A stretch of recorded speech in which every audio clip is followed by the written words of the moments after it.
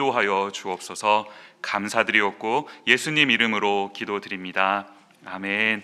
일부 예배 참석하신 모든 분들 환영하고 축복합니다. 오늘은 우리의 믿음은 어디에 있는가 라는 제목을 가지고 하나님 말씀 같이 살펴보도록 하겠습니다.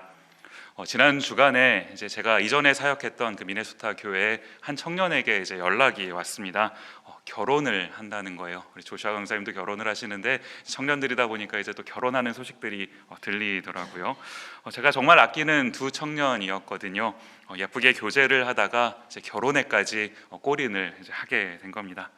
너무 기쁘면서도요, 또 마음 같아서는 직접 가서 이렇게 좀 축하를 해주고 싶은데 그러지를 못하니까 제 마음이 조금 이렇게 아쉬움도 있더라는 거예요. 제가 이전 교회에서 청년 담당 사역을 하다가 보니까 간혹 저에게 주례를 부탁하는 그런 청년들이 있었습니다. 제가 지금 누군가를 이렇게 주례를 하기에는 너무 어린 그런 나이인 것 아니겠습니까? 근데 청년들은 저랑 같이 시간을 이렇게 보내다가 보니까 그 자기들의 어떤 그 마음인 것 같아요. 그래도 함께 신앙생활했던 그 목사님께서 우리 가는 그 길에 축복을 해주시면 좋겠다라는 어떤 그런 마음이지 않았겠습니까? 그래서 주례 부탁을 이렇게 받으면 하다가 보니까요, 몇 번 하다가 보니까 벌써 몇 번을 했더라고요. 나이가 굉장히 어린데 벌써 주례를 몇 번을 해본 겁니다. 사실 제가 결혼 생활을 한 지가 아직 10년도 채 안 됐거든요. 이제 9년 됐습니다. 이런 제가 결혼에 대해서 뭘 얼마나 알겠습니까? 그래서 무슨 말을 해야 하나 항상 고민이 되는데, 제가 결혼에 대해서는 제가 아직 잘은 모르지만, 그러나 한 가지 너무나 분명하게 알고 있는 거는요, 그게 뭐냐 하니까 결혼식이 중요한 게 아니라 그 다음 결혼 생활이 중요하다라는 거, 이 사실만큼은 저도 분명하게 알고 있는 그런 것 아니겠습니까? 제가 예전에 읽었던 책 중에 정말 이 사람일까요? 라는 책이 있습니다. 결혼 생활에 대한 어떤 그 내용을 다룬 그런 책이었는데요.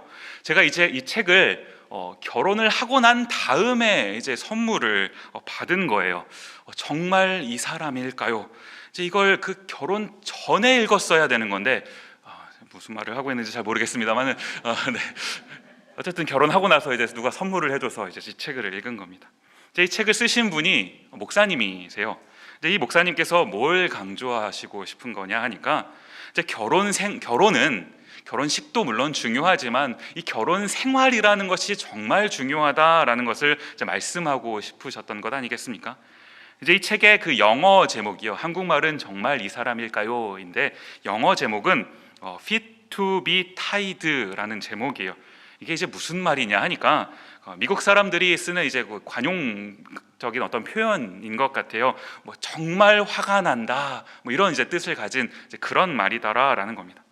이 제목을 이렇게 보면서요, 정말 화가 난다, 또 정말 이 사람일까요? 이런 걸 보면서 이 결혼 생활이라고 하는 것이 얼마나 중요한지를 강조하고 싶은 그런 제목이 아니었나 이런 생각을 해보게 되는데요.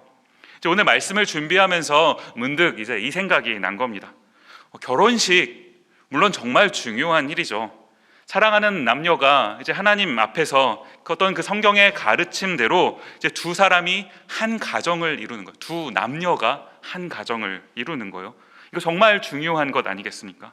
그러나 결혼식만 했다고 끝이 아니라 그 다음 이어지는 결혼 생활이 사실은 더 중요한 것 아니겠습니까? 오늘은 이런 관점으로요, 오늘 본문 말씀을 같이 한번 살펴보려고 하는데요. 오늘 본문에서 다루고자 하는 주제가 무엇입니까? 오늘 본문 야고보서 2장 14절 말씀을 같이 보시면요, 내 형제들아, 만일 사람이 믿음이 있노라 하고 행함이 없으면 무슨 이익이 있으리요? 그 믿음이 능히 자기를 구원하겠느냐? 여기 보시면 중요한 두 가지 단어가 나오는 겁니다.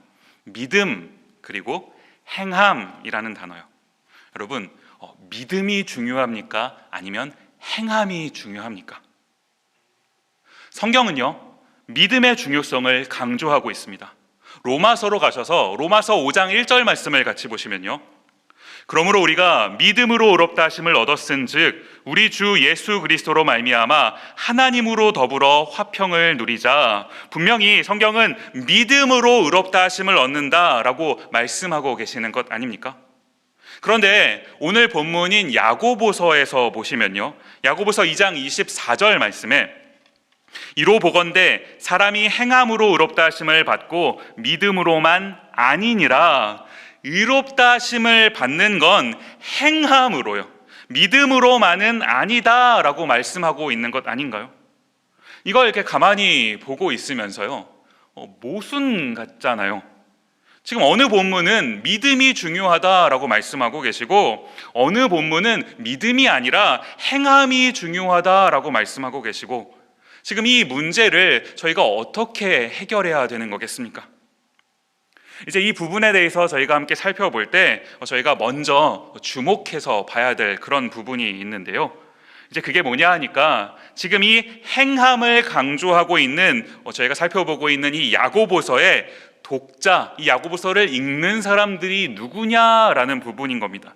야고보서 가장 맨 처음으로 가셔서요, 1장 1절 말씀에 하나님과 주 예수 그리스도의 종 야고보는 흩어져 있는 12지파에게 문안하노라. 이제 저희가 예전에 그 야고보서를 처음 시작할 때 함께 살펴봤었던 그 본문인 것 아니겠습니까? 흩어져 있는 12지파, 이게 지금 누구를 말하는 건가요? 이미 신앙이 있는 사람들입니다. 오늘 본문에서도요, 이 야고보가 한 번 더 이제 이 부분을 강조하고 있는데요, 오늘 본문 2장 14절을 다시 한번 보시면요, 내 형제들아, 만일 사람이 하면서요, 내 형제들아, 무슨 말입니까? 이 야고보가 내 형제들아 라고 부를 수 있는 사람들, 이 형제라고 하는 이 표현은 아무한테나 쓸 수 있는 그런 표현이 아니거든요. 먼저 이 야고보는요, 육신적으로나 또는 영적으로나 예수님의 형제였던 것 아니었습니까? 그 야고보가, 그 예수님의 형제인 그 야고보가 또한 내 형제들아 라고 부를 수 있는 사람이라면 이 사람들은 예수님을 주로 고백하는 사람들, 믿는 사람들을 말하는 것 아닌가요? 만약에 예수님에 대한 어떤 이런 믿음이 없는 사람의 경우라면 그들에게 가장 필요한 것이 무엇이겠습니까? 예수님을 믿지도 않는데, 믿음도 없는데 어떻게 행하는지 이거는 당연히 이제 모르는 것 아니겠습니까?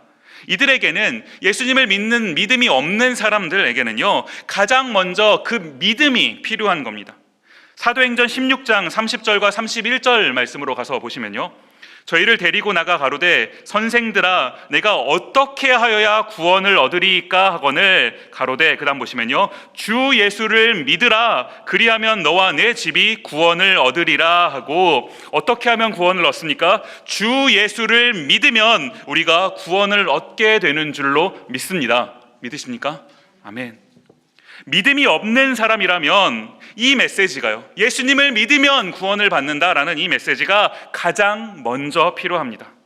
그런데 이미 믿은 사람이라면요, 주 예수를 믿는 그 믿음이 이미 있는 사람이라면 그 다음 우리에게 필요한 게 무엇입니까? 그 믿음을 가지고 어떻게 살아갈 것인가 라는 부분이요. 오늘 야고보가 이제 내 형제들아 라고 부르면서 지금 이 믿음의 사람들에게 촉구하고 있는 이 행함이라고 하는 것이 이제 바로 이 부분을 의미하는 것 아니겠습니까? 이제 이 믿음 또 행함, 이 두 가지는요, 이게 지금 서로가 모순되고 있는 지금 그런 관계가 아니라요, 믿음이 있는 사람이라면, 주 예수를 그리스도로 믿는 그 믿음이 있는 사람이라면, 그러면 실제로 어떻게 그리스도인으로 살아갈 것이냐라는 지금 이 부분을 강조하고 있는 지금 그런 말이다라는 겁니다. 제가 이제 이런 관점으로 오늘 본문 말씀을 묵상하고 있는데요, 이제 문득 오늘 본문 말씀 가운데서 한 구절을 제가 이제 발견을 하게 된 겁니다. 그게 뭐냐 하니까 야고보서 2장 17절 말씀인데요, 이와 같이 행함이 없는 믿음은 그 자체가 죽은 것이라. 행함이 없는 믿음은 죽은 것이다 라고 말씀을 하셨는데, 이 맨 마지막에 있는 표현이요, 죽은 것이다 라는 이 말이요, 이제 헬라어로 제가 이 본문을 살펴보다가 보니까 이 죽은 것이라는 표현에 에이미라는 단어를 사용을 하더라라는 겁니다. 제가 이제 왜 이 에이미라고 하는 이 헬라어 단어에 주목을 했냐 하니까, 이 에이미라는 말은요, 성경 속에서 정말 중요한 이제 그런 단어 중에 하나이기 때문인데요. 이제 이 에이미라는 단어, 아마 한 번씩 들어보신 분들 계실지 모르겠습니다. 이 에이미라는 단어가 언제 사용된 단어입니까? 예수님께서 자기 자신을 나타내실 때 나는 무엇이다 라고 말씀하셨을 때, 이제 그때 사용된 단어가 이 에이미라고 하는 단어라는 거예요. 요한복음으로 가서 보시면요, 이제 예수님께서 총 7번에 걸쳐서 나는 무엇이다 라고 이제 자기 자신을 드러내시는 이제 그런 말씀을 하고 계시는데요, 이때 이제 이 에고, 에이미, 나는 무엇이다 라는 이 표현을 사용하시는 겁니다. 그 내용을 잠시 한번 살펴보시면요, 먼저 요한복음 6장 35절 말씀에 예수께서 가라사대 내가 곧 생명의 떡이니, 내가 생명의 떡이다, 내가 무엇이다. 자, 이것이 바로 에고, 에이미이다 라는 말입니다. 두 번째는요, 요한복음 8장 12절에 예수께서 또 일러 가라사대 나는 세상의 빛이니. 세 번째는요, 요한복음 10장 7절에 그러므로 예수께서 다시 이르시되 내가 진실로 너희에게 말하노니 나는 양의 문이다. 네 번째는요, 요한복음 10장 11절에 나는 선한 목자라.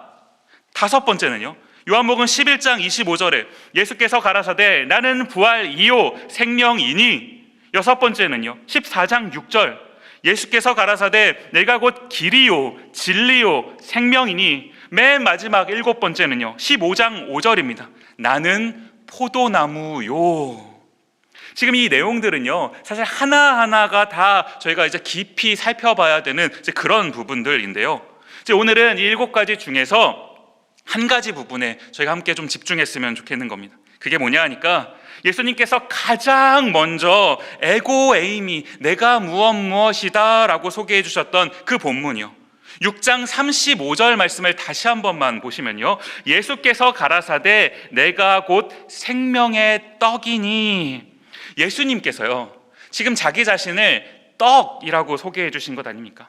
이 떡이라는 것은요, 이게 이제 번역상 한국어 성경에는 이게 떡으로 번역이 된 건데, 원어로 그대로 보면은, 영어로 보셔도요, 빵이 이제 정상적인 겁니다. 한국 사람들은 이제 빵보다는 떡이 요즘에는 바뀌었지만요, 예전에는 떡이 더 익숙했던 거니까요. 이 빵 무엇입니까? 먹을 거잖아요. 예수님께서 빵이시다라는 게 지금 뭘 말하고 있는 거겠습니까? 예수님의 존재가 지금 이 먹이고 살리는 그 일을 하시는 거예요. 실제로 이 예수님의 사역이 그러하셨던 것 아닙니까? 마태복음으로 가셔서 14장 19절부터 21절까지 말씀을 보시면요, 무리를 명하여 잔디 위에 앉히시고 떡 5개와 물고기 2마리를 가지사 하늘을 우러러 축사하시고 떡을 떼어 제자들에게 주시매 제자들이 무리에게 주니 다 배불리 먹고 남은 조각을 12바구니에 차게 거두었으며 먹은 사람은 여자와 아이 외에 5,000명이나 되었더라. 저희가 너무나 잘 알고 있는 그 오병이어의 기적, 그 사건 아니겠습니까? 그런데 제가 이제 이 오병이어 사건에서 주목해서 보게 되는 한 가지 표현이 있는데요, 그게 뭐냐 하니까 중간에 20절에 보시면요, 다 배불리 먹고 라는 이 표현이요, 다 배불리 먹었다. 지금 이 말이 의미하는 게 무엇이겠습니까? 지금 이게 예수님께서 어떤 분이신지를 상징적으로 보여주고 있는 그런 표현인 것 아닌가요? 예수님을 통해 진정한 배부름이 무엇인지를 사람들이 경험하게 되는 거고요, 예수님 안에 있으면, 예수님과 함께 있으면 한 사람도 소외되는 사람이 없다, 다 배부르게 된다라는 말씀이요. 지금 예수님께서 자신을 생명의 떡이다 라고 하는 이 말씀하셨던 그 사역을 이렇게 지금 실천하고 계시는 것 아닙니까? 구약에서도 마찬가지더라라는 거예요. 출애굽기로 가셔서요, 출애굽기 16장 2절과 3절 말씀해 보시면 이스라엘 온 회중이 그 광야에서 모세와 아론을 원망하여 그들에게 이르되 우리가 애굽 땅에서 고기 가마 곁에 앉았던 때와 떡을 배불리 먹던 때에 여호와의 손에 죽었더면 좋았을 것을 너희가 이 광야로 우리를 인도하여 내어 이 온 회중이 줄여 죽게 하는도다. 지금 이스라엘 백성들이 원망하는 그 이유가 무엇이었습니까? 배고프다는 것 아닙니까? 배가 고프다는 거예요. 이게 인간인 것 같습니다. 항상 이제 이 부분을 살펴볼 때마다 이게 인간이구나 라는 생각이 들어요. 지금 16장이잖아요. 조금 전에 홍해를 건너는 그 놀라운 기적을 경험했는데 지금 배가 고프면 곧바로 원망이 나오는 거, 이게 참 인간이구나 싶은데요. 이런 우리 인간들에게 하나님께서 어떻게 해주시는 겁니까? 이어지는 16장 4절 말씀이에요. 때 여호와께서 모세에게 이르시되 보라, 내가 너희를 위하여 하늘에서 양식을 비같이 내리리니 백성이 나가서 일용할 것을 날마다 거둘 것이라. 이같이 하여 그들이 나의 율법을 준행하나 아니하나 내가 시험하리라. 하나님께서 일용할 양식을 내려주신다라는 것 아닙니까? 만나라고 하는 하나님께서 주시는 어떤 그 은혜의 음식이요. 이 만나가 이제 이스라엘 백성들에게 어떻게 얼마만큼 주어졌냐 하니까요, 이어지는 17절과 18절 말씀에 보시면요, 이스라엘 자손이 그같이 하였더니 그 거둔 것이 많기도 하고 적기도 하나 오멜로 되어 본즉 많이 거둔 자도 남음이 없고 적게 거둔 자도 부족함이 없이 각기 식량대로 거두었더라. 많이 거둔 사람도 남음이 없고 적게 거둔 사람도 부족함이 없이, 남음도 부족함도 없이 모두에게 가장 적절하게 가장 알맞게 주시는 그 하나님의 은혜였던 것 아닙니까? 이스라엘 백성들이요, 이 하나님의 은혜를 출애굽기 16장 35절에 보시면요, 이스라엘 자손이 사람 사는 땅에 이르기까지 40년 동안 만나를 먹되 곧 가나안 지경에 이르기까지 그들이 만나를 먹었더라. 40년 동안이요. 이게 뭘 의미하는 겁니까? 40년, 평생을 주신다라는 겁니다. 하나님께서 뭐 이 이후에는 안 주시는 겁니까? 놀라운 은혜를 평생 하나님 나라 가는 그때까지 주시겠다라는 그 약속의 말씀 아닌가요? 지금 이 에고에임이, 예수님께서 나는 무엇이다 라고 말씀하셨던 이 부분은요, 이것은 이제 구약에서 하나님께서 하나님의 어떤 그 이름을 가르쳐 주셨을 때 요드해, 바브해라는 이 네 가지 어떤 단어로 스펠링으로요, 나는 스스로 있는 자이다 라고 한국말 성경이 번역을 했는데, 이제 이 부분과 이제 맥락을 같이 하는 건데요. 그런데 예수님은, 또 하나님은 지금 스스로를 무엇이다 라고 말씀하시면서 그냥 존재만 하고 계시는 그런 분이 아니라요, 어떻게 하셨던 분입니까? 어떻게 하시는 분입니까? 행하시는 분이시더라 라는 거예요. 요한복음 5장 17절 말씀으로 가서 보시면요, 예수께서 저희에게 이르시되 내 아버지께서 이제까지 일하시니 나도 일한다 하시매, 이제까지 일하시니 하나님께서요 지금도 일하고 계시다라는 거예요. 행하고 계시다라는 이 말씀이요. 그런데 이제 이 부분을 읽을 때 한 가지 질문이 생기는 것 아니겠습니까? 창세기 2장 2절로 가서 보시면요, 하나님의 지으시던 일이 일곱째 날이 이를 때 마치니 그 지으시던 일이 다함으로 일곱째 날에 안식하시니라. 하나님께서는 분명히 이 창조를 마치시면서 맨 마지막에 안식하셨다라고 기록하고 있는 것 아닌가요? 안식하셨다면서요. 그런데 갑자기 일하신다니요. 게다가 이제까지 일하신다니요. 지금 이게 무엇을 의미하는 그런 표현인 겁니까? 하나님께서 일하신다라는 게 뭘 말하고 있는 건가요? 하나님께서 안식하셨다라고 하는 건요, 예전에 목사님께서도 한번 말씀을 전해 주셨었지만 하나님은 안식이 필요하신 분이 아니신 것 아니겠습니까? 뭐 하나님께서 저희처럼 뭘 조금 했다고 이렇게 피곤해서 난 쉬어야겠다 이런 분이 아니시잖아요. 안식이라고 하는 것은요, 어떤 그 하나님께서 하셨던 창조의 완성을 보여주는 거면서요, 동시에 그런 하나님께서 그 하나님의 완성된 그 창조 가운데 우리가 안식을 누릴 수 있도록, 그 안에서 주님 주시는 그 안식을 경험할 수 있도록 하나님께서 초청해 주시는 것, 그 안식 가운데 초청해 주시는 거거든요. 그런데 우리 인간이 죄를 지으면서요, 그 안식을 이제 더 이상 누리지 못하게 된 것 아니겠습니까? 하나님께서 이제까지 일하신다라는 거, 이게 뭘 의미하는 겁니까? 하나님의 백성들이, 하나님의 그 사랑하시는 백성들이 다시금 그 하나님의 안식 가운데 들어와서 하나님 주시는 그 참된 안식을 경험할 수 있도록 우리 하나님께서 지금까지 일하시는 거예요. 오늘 아까 집사님 찬양해 주신 주가 일하시네, 이것 아니겠습니까? 저희가 이와 같은 그 하나님의 은혜를 누리는 사람들 아닙니까? 우리가 이와 같은 그 하나님의 은혜를 누리는 하나님의 백성들이라면, 우리가 그리스도인이라면 우리도 이와 같은 이 일에 동참해야 한다라는 거예요. 안식을 누리지 못하는 그 누군가가 하나님께서 허락해 주시는 그 안식을 누릴 수 있도록 하는 일, 이제 저희가 이 일을 해야 한다라는 그 말씀 아닙니까? 이 일을 안 한다면, 이 일에 동참하지 않는다면, 행하지 않는다면 그 믿음은 죽은 믿음, 죽은 것이다 라는 이 말씀이요. 그렇다고 한다면 이제 저희가 무엇을 해야 하는지 오늘 본문을 통해서 저희가 함께 같이 한번 적용을 해봤으면 좋겠는데요. 야고보서 2장 15절과 16절 말씀으로 가서 보시면요, 만일 형제나 자매가 헐벗고 일용할 양식이 없는데 너희 중에 누구든지 그에게 이르되 평안히 가라, 더웁게 하라, 배 부르게 하라 하며 그 몸에 쓸 것을 주지 아니하면 무슨 이익이 있으리요. 그래서 제가 말씀을 준비하면서 이제 이 부분을 묵상을 하고 있는데요, 가장 먼저 이제 눈에 띄는 한 가지 표현이 있었습니다. 그게 뭐냐 하니까 15절 처음에 나와 있는 표현인데요, 형제나 자매라는 표현입니다. 제가 이제 왜 이 부분에 주목을 하게 되었냐 하니까요, 지금의 저희의 시각으로는요, 지금 형제나 자매 뭐 이렇게 좀 이 형제와 자매를 함께 언급하고 있는 이게 너무나 당연한 일이죠. 요즘 세상에서는 이렇게 안 하면 오히려 큰일 나는 것 아니겠습니까? 그러나 이 야고보서가 기록될 당시에만 하더라도 그렇지 않았다라는 거예요. 제가 가지고 있는 어떤 그 성경 프로그램이 있는데, 이제 그 프로그램을 통해서 한번 검색을 해봤습니다.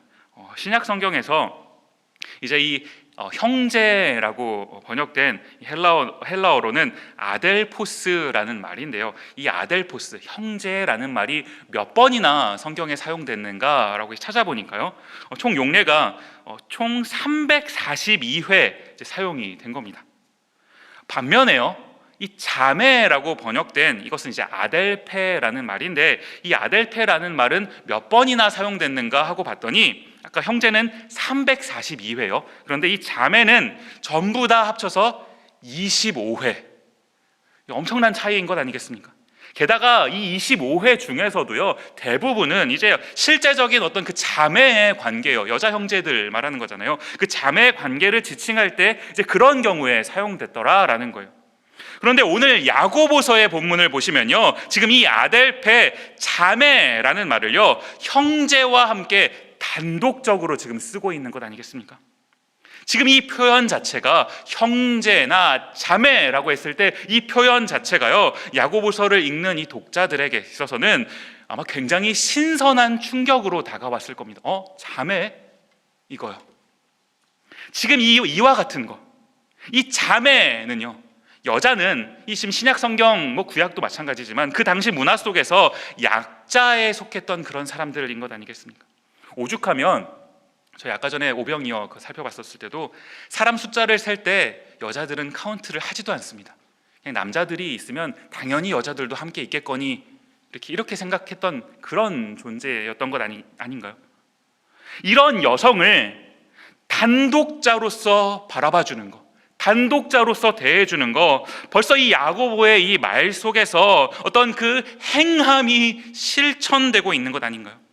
이제 이와 같은 어떤 그 약자에 대한 관심이요, 가장 약하고 소외된 그 사람들을 주목해서 보는 거,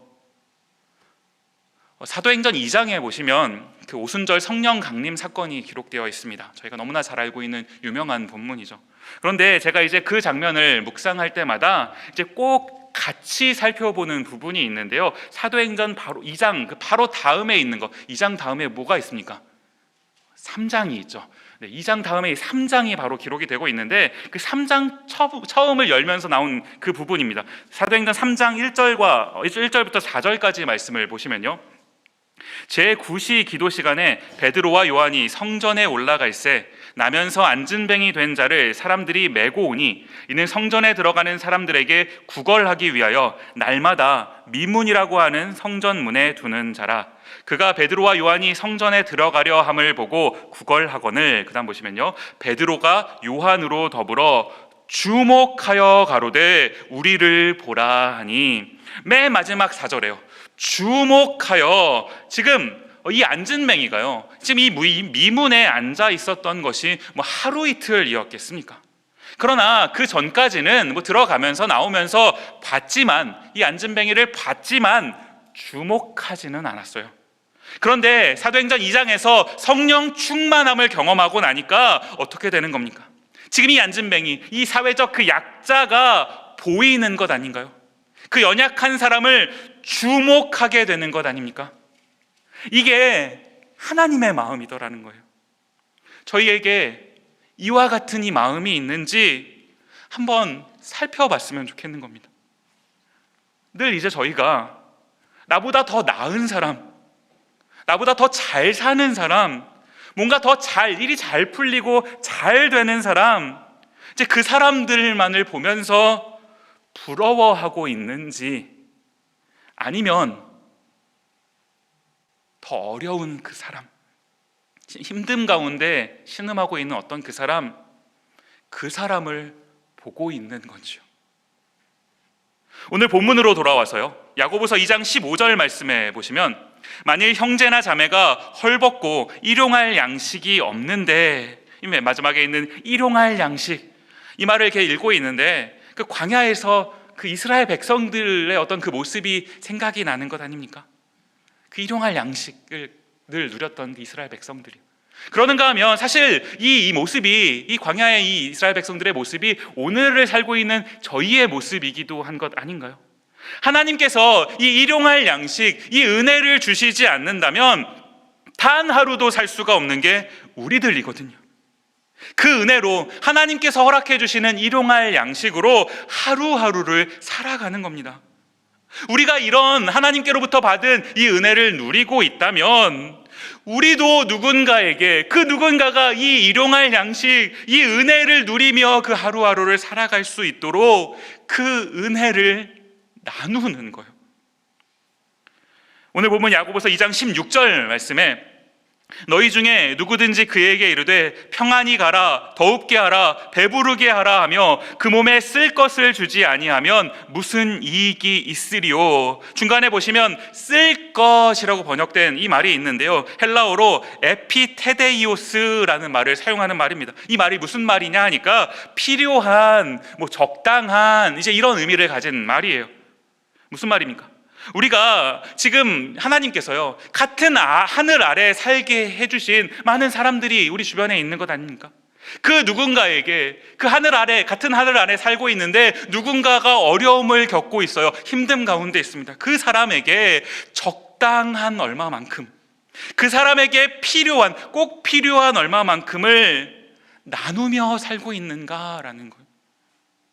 이 나눔은요, 이 행함은요, 저희가 나누고자 한다면, 행함을 실천하고자 한다면 사실 손해를 보는 거거든요. 귀찮기도 하고요, 물질적으로 실제로 손해가 되기도 하고요. 그래서 선뜻 잘 안 되는 것 아니겠습니까? 그런데 저희가 이런 마음이 들 때마다, 이런 생각이 들 때마다 기억해야 하는 것이 있는 건데요, 저희에게 먼저 이 손해를 보신 분이 계시다라는 사실이요. 요한복음 3장 16절, 저희가 너무나 잘 알고 있는 이 말씀 아닙니까? 하나님이 세상을 이처럼 사랑하사 독생자를 주셨으니, 하나님의 희생 아닙니까? 빌립보서에도 보시면요, 2장 5절부터 8절까지 말씀에 너희 안에 이 마음을 품으라. 곧 그리스도 예수의 마음이니 그는 근본 하나님의 본체시나 하나님과 동등됨을 취할 것으로 여기지 아니하시고, 그 다음 보시면 오히려 자기를 비워 종의 형체를 가져 사람들과 같이 되었고 사람의 모양으로 나타나셨음에 자기를 낮추시고 죽기까지 복종하셨으니 곧 십자가에 죽으심이라. 예수님의 행하심 아닙니까? 말씀을 마무리하고자 합니다. 반주를 부탁드릴게요. 믿음에는요, 저희가 가지고 있는 그 믿음에는요 4가지 단계가 있습니다. 첫 번째 단계가 뭐냐 하니까요, 머리로 믿는 거예요. 머리로만 믿는 거. 성경이 이것을 뭐라고 얘기하냐 하니까요, 오늘 본문에 적나라하게 표현하고 있는데요, 야고보서 2장 19절 말씀에 너가 하나님은 한 분이신 줄을 믿느냐, 잘하는도다 귀신들도 믿고 떠느니라. 그 믿음은요, 머리로만 믿는 믿음은 사실 믿음이 아니라 이건 그냥 머리로만 아는 건데, 그런 믿음은요 귀신들도 가지고 있는 믿음이다라는 거예요. 그러는가 하면요, 두 번째 단계는요 입으로 믿는 겁니다. 사실 이 입으로 시인하는 이 일, 머리부터 이 입까지 사실 굉장히 이게 짧은 거리인데요, 그러니까 아는데 이제 입으로 시인하기까지 요만큼 내려오는 일도 굉장히 이게 어려운 그런 일 아니겠습니까? 그러나 입으로 고백하는 일, 입으로 믿는 일, 이것도 굉장히 중요한 일이지만 고린도전서 4장 20절 말씀에 보시면요, 하나님의 나라는 말에 있지 아니하고 오직 능력에 있느니라. 이 말만으로는 아니다라는 거예요. 저희가 다음 주에 또 이 말에 대해서 또 살펴볼 텐데요, 그런가 하면 세 번째 단계는 무엇입니까? 가슴이요, 이 마음으로 믿는 거.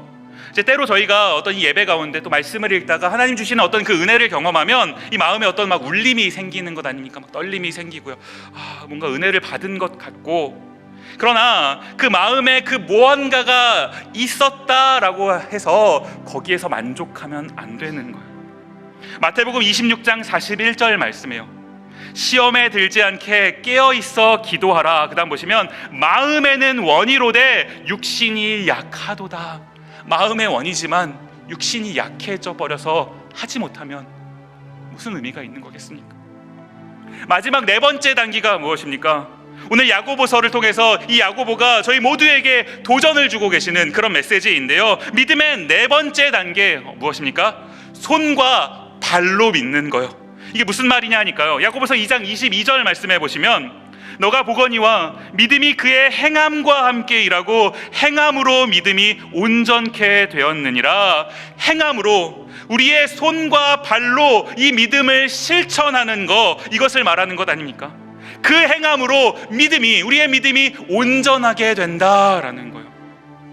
제가 오늘 말씀을 준비하면서 설교의 제목을요, 우리의 믿음은 어디에 있는가라고 정해보았습니다. 이 질문을 저희가 같이 한번 생각해 보았으면 좋겠어요. 어떠십니까? 우리의 믿음이 지금 어디에 있습니까? 머리에만 있습니까? 입에만 있나요? 혹시 이 믿음이 우리 마음, 가슴에만 머물고 있는 것은 아닙니까?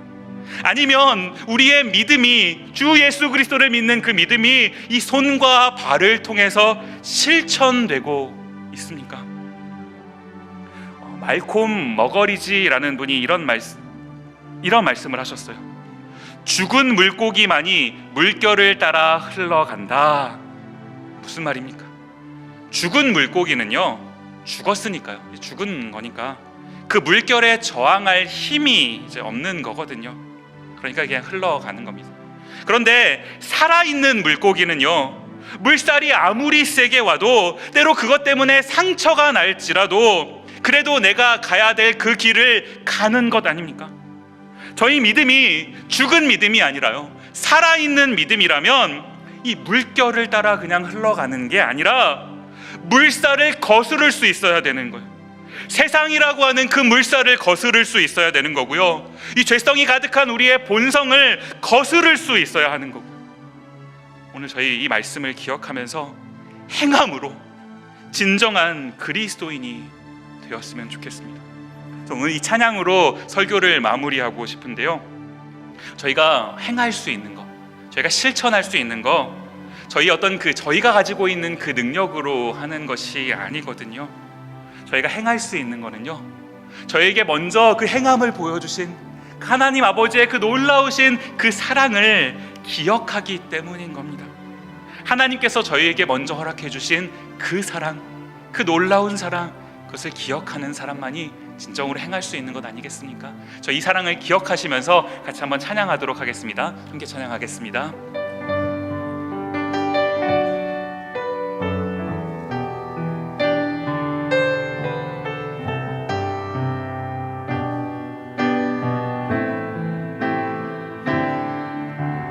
함께 고백하며 찬양합니다. 아버지 사랑 내가 노래, 아버지 사랑 내가 노래, 아버지 은혜 내가 노래, 아버지 은혜 내가 노래, 그 사랑 변함없으신 거짓 없으신 성실하신 그 사랑, 우리 하나님의 사랑이요, 상한 갈 때 꺾지 않으시는, 꺼져가는 등불 끄지 않는, 우리 하나님의 그 사랑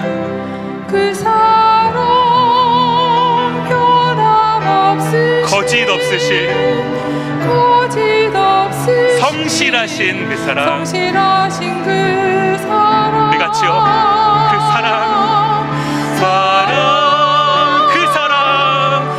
그 사랑 날 위해 죽으신, 날 위해 다시 사신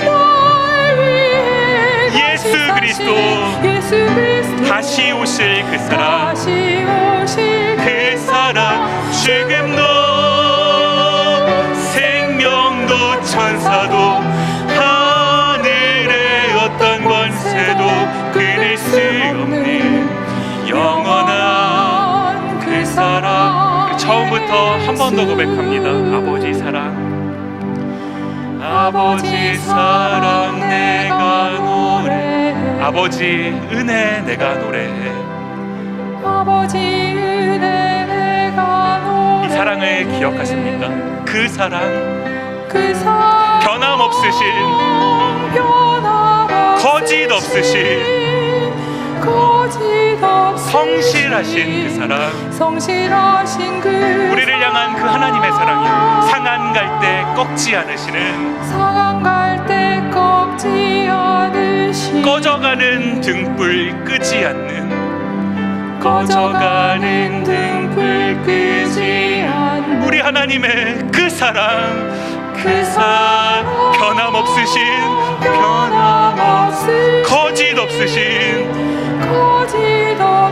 성실하신 그 사랑,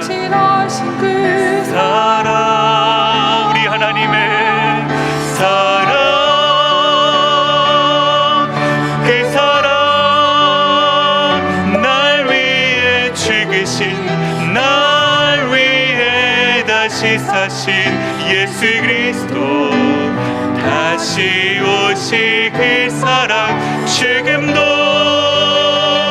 생명도 천사도 하늘의 어떤 권세도 끊을 수 없는 영원한 그 사랑 예수. 반주를 들으시면서 잠시 눈을 감고 기도하는 시간 갖도록 하겠습니다. 함께 기도하실 때 아버지 하나님, 우리가 하나님께서 우리에게 허락하신 그 사랑을 기억합니다. 나 같은 죄인을 살리시겠다고 그 놀라운 사랑을 베풀어 주셨던 아버지의 그 사랑을 기억합니다. 하나님, 그 사랑을 받은 제가 하나님 그 사랑을 받고 그냥 그렇게 하고 살아가는 것이 아니라 그 놀라운 사랑을 받았으니 그 사랑을 실천하게 하여 주시옵소서. 아버지 하나님, 행함이 없는 믿음은 죽은 것이다 말씀하셨사오니 하나님 행하게 하여 주시옵소서. 우리의 믿음이 우리의 머리에만 머무는 것이 아니라, 입에만 있는 것이 아니라, 우리 가슴에만 있는 것이 아니라 우리의 손과 발까지 갈 수 있도록 아버지 하나님 인도하여 주시옵소서. 이러한 기도의 제목을 가지고 우리 같이 잠시 기도하는 시간 갖도록 하겠습니다. 함께 기도하시겠습니다. 고마우신 아버지 하나님, 이 시간 함께 모여 주님을 예배하게 하시니 감사합니다. 오늘 야고보서 말씀을 통하여서 주님께서 우리에게 허락하신 말씀을 기억합니다. 우리의 믿음이 어디에 있는가? 아버지 하나님, 주님께서 우리에게 질문하신다면 하나님, 저희가 어떻게 대답해야 하겠습니까? 아버지 하나님, 저희가 하나님을 아는 사람들인데, 하나님을 믿는 사람들인데, 주님의 그 놀라운 사랑을 경험한 사람들인데, 아버지 하나님, 그 사랑을 받았으면서도 하나님 그 사랑을 그냥 그렇게 나만 누리고 나만 간직하고 그렇게 살아가는 사람이 아니라, 아버지 하나님, 그 놀라운 사랑을 실천할 수 있는 주님의 백성 되게 하여 주시옵소서. 실천하는 크리스찬이 되게 하여 주시옵소서. 아버지, 이 믿음이 우리의 손과 발까지 가서 아버지 하나님의 놀라운 그 사랑을 세상 가운데 전하며 실천하며 살아가는 주님의 백성들 되게 하여 주시옵소서. 우리 에덴 교회가 그러한 교회 되게 하여 주시옵소서. 아버지 하나님, 이 마지막 때에 하나님의 사랑을 잃어버린 백성들 가운데 하나님의 사랑이 무엇인지를 나타내 보여주는 그러한 삶을 실천하는 그런 교회 되게 하여 주시옵소서. 우리 교회를 주목하여 주시옵고, 하나님, 우리 모두 성도님들을 주목하여 주시옵고, 아버지 하나님의 은혜를 허락하여 주셔서 저희 그렇게 살아갈 수 있도록 함께 하옵소서. 주님의 은혜를 기대합니다. 감사드리옵고 고마우신 아버지 하나님, 감사합니다. 하나님, 저희가 하나님의 그 놀라운 사랑을 받은 사람들인데, 하나님, 그 놀라운 사랑을 내가 받았다고 나만 간직하고 나만 누리고 나만 그렇게 살아가는 그런 것이 아니라, 하나님, 그 놀라운 사랑을 받았으니 그 놀라운 사랑을 실천하는 사람 되게 하여 주시옵소서. 하나님, 이 마지막 때에 하나님의 사랑을 잃어버린 그런 사람들 가운데, 그런 세상 가운데 하나님의 사랑이 무엇인지를 나타내 보여줄 수 있는 그런 저희가 되게 없어서, 저희 에덴 교회가 그러한 교회 되게 하여 주시옵소서. 이 마지막 때에 하나님의 마음을 시원케 해드리는 그런 주님의 백성들 되게 하여 주시옵소서. 하나님, 행함이 없는 믿음 죽은 것이다 말씀하셨사오니 하나님, 저희 그렇게 살아가는 것이 아니라 행하며 살아갈 수 있도록 하나님 인도하여 주시옵고, 그렇게 살아갈 수 있도록 저에게 용기를 주시며 그 은혜를 또한 저희 모두에게 허락하여 주시옵소서. 감사드리옵고 예수님 이름으로 기도드립니다. 아멘. 다 같이 자리에서 일어나셔서 주기도문 찬양하시겠습니다.